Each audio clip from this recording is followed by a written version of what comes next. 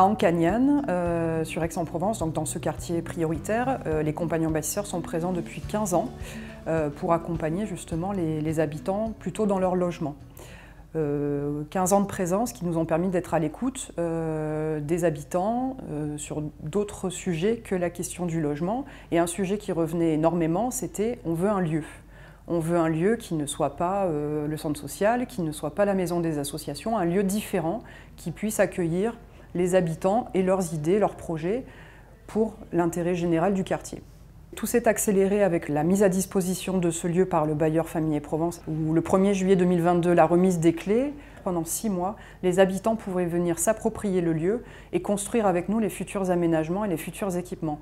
Donc tout ce que vous voyez ici sont des meubles fabriqués par les habitants sur la base de leurs attentes pour le lieu.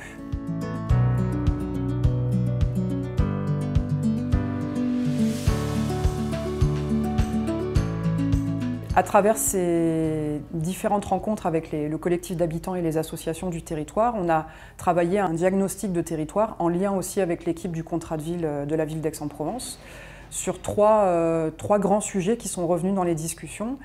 Le premier sujet qui est devenu un pilier du projet, c'est la question de l'habiter. Le deuxième sujet, c'est la question du lien social et des solidarités. Et le troisième enjeu et pilier du projet, c'est la question de la nature en ville. On a beaucoup d'espaces de qualité sur ce quartier que les habitants souhaitent préserver. On a des démarches de jardins partagés, des actions plutôt éco-responsables tournées autour de l'environnement. On est resté sur la thématique maritime et donc les habitants usagers du 20 000 lieux, on les appelle les passagers. Ce sont des personnes qui viennent soit juste boire un café, emprunter un livre, discuter, soit bénéficier d'une activité qui sont toutes gratuites sur le 20 000 lieux. On a aussi ce qu'on a appelé les équipiers. C'est des habitants qui vont un peu plus loin que juste utiliser le lieu, c'est des habitants impliqués dans le projet et qui ont leur voix au chapitre sur les décisions qu'on prend dans le lieu.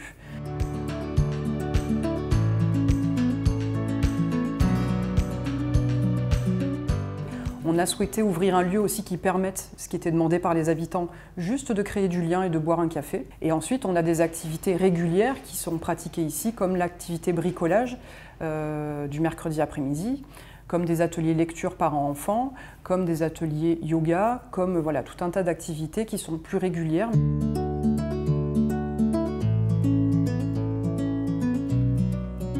Bonjour. Je voudrais savoir comment il faudrait arranger ce fauteuil. Bonjour Yvette. Pas mal, c'est un fauteuil que tu avais chez toi. Oui, ça. Ok. Peut-être tu peux le revernir, le repeindre, je sais pas. Oui, du coup, là, il y a juste une petite remise en état, un coup de neuf à lui donner. Ouais. Alors du coup, c'est pas moi qui vais la réparer. Oui. Moi, je vais te montrer comment on fait. Voilà, tu m'expliques. Et je t'aide, bien sûr. Voilà. C'est bon? C'est parti? Oui, c'est bon.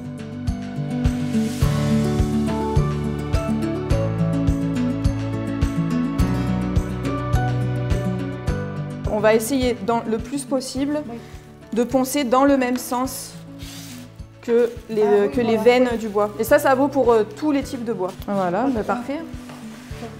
Bien frotté comme ça. C'est ça.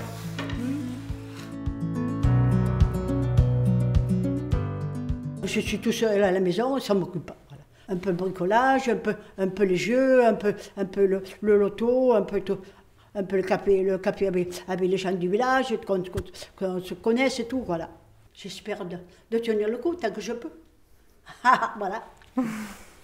Allez, check. Check. Eh ben, vous êtes dans l'atelier bricolage du 20 000 lieux. C'est un atelier qui est dédié à tous les habitants et les habitantes qui veulent apprendre des techniques pour réparer des choses chez elles. Ou bien vous pouvez venir aussi pour participer à des ateliers thématiques. Ça, c'est un peu à la demande, selon les besoins voilà, qu'on recense au fur et à mesure. Nous, on met à disposition l'espace, le savoir-faire et les outils. Typiquement, ce soir à 17 h, on organise un atelier avec nos voisins directs du bâtiment du Nautilus pour commencer à discuter sur des aménagements ou une végétalisation un peu différente du parvis qu'il y a juste devant.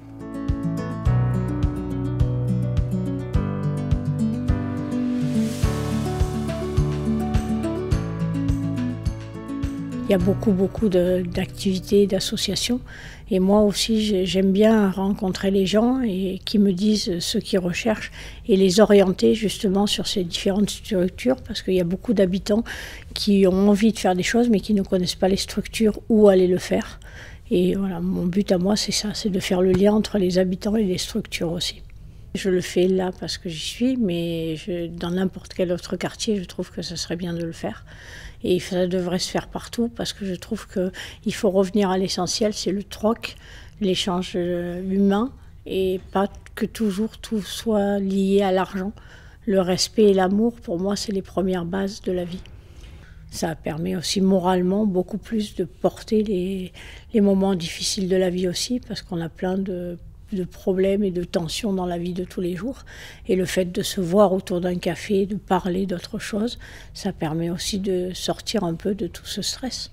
Oui, les ateliers bricolage, les ateliers lecture et l'ensemble des activités qui sont proposées ici sont un peu un moyen pour les personnes de se rencontrer. On est sur un quartier où on a pas mal de personnes âgées, mais aussi des jeunes qui sont sur le quartier et qui ne savent pas forcément quoi faire de leur journée.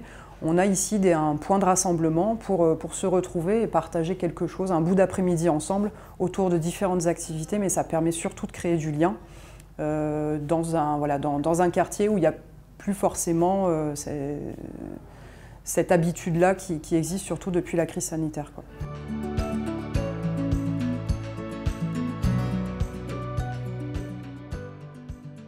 On n'a jamais fait ce genre de choses, un tiers-lieu qui se veut citoyen, c'est-à-dire que voilà, on n'est pas vraiment dans les cadres habituels.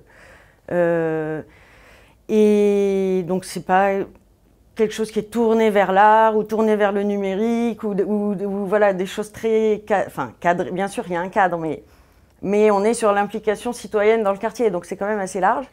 Donc on n'a pas un programme très défini d'action. L'idée, c'est de dire on met en place les conditions et on verra ce qui s'y produit. Donc ça, c'est pas toujours facile à expliquer. Bonsoir à toutes, merci d'être venues pour le premier atelier du balcon au jardin. L'idée, c'est aussi de réfléchir à l'avenir du parvis du Nautilus et de ce petit espace vert. À la fois là, vous pouvez observer les retours qui nous ont été faits pendant le porte-à-porte. Voilà, c'était intéressant de voir qu'est-ce qu'on y fait déjà et qu'est-ce qu'on pourrait y faire ou comment est-ce qu'on pourrait appuyer certains usages ou activités qui existent déjà. Et sur cette table, vous avez un plan où on peut dessiner et peut-être faire des premières propositions formelles.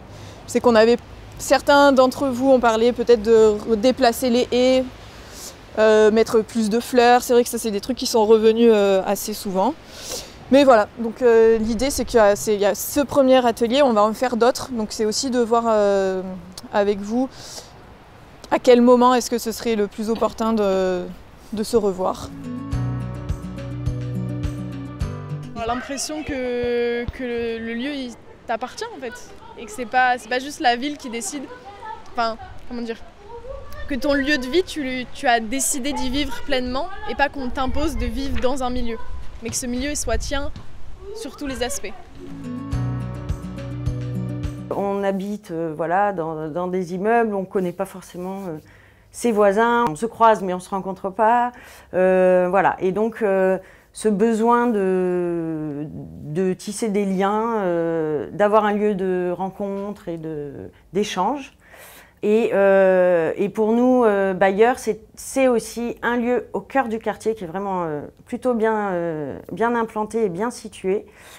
Et c'était aussi, pour nous, un lieu aussi, nous, pour rencontrer nos locataires sur d'autres formes que l'intervention à domicile ou le bureau, voilà, ou l'accueil formel de Famille et Provence, l'accueil téléphonique, etc. Ça nous permettait de toucher nos locataires d'une autre manière, en fait. Toujours été très impliqué dans ce quartier. En Cagnade, c'est un peu notre pépinière d'action sociale. Et donc, c'est un peu notre quartier de prédilection. Et on pense que le rôle d'un bailleur social doit aller un peu au-delà de la simple mise à disposition d'un logement, qu'on doit y connecter un peu des services, connecter un peu des moyens de cultiver un peu le bien vivre ensemble. Et ce genre de projet tout à fait enthousiasmant fait partie de ce genre d'animations qui peuvent permettre aux gens de se croiser, de se connaître et d'apprécier de vivre ensemble. On faisait déjà avant tout ça, et le fait d'être entreprise à mission nous permet de mieux identifier, d'avoir toujours cette cohérence que je rappelle souvent à mes collaborateurs entre ce qu'on dit et ce qu'on fait. Et là, donc, c'est clairement identifié dans nos objectifs de la société à mission, ce qu'on fait sur ce territoire d'Ancagnan.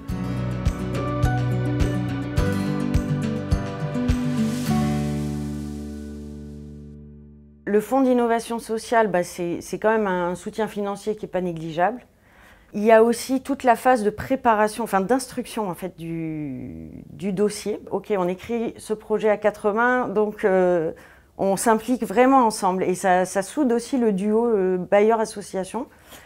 Donc ça nous permet de construire plus finement le projet, de se projeter sur 3 ans. Et bien sûr, il y a le soutien financier qui est important, mais pas que. Voilà.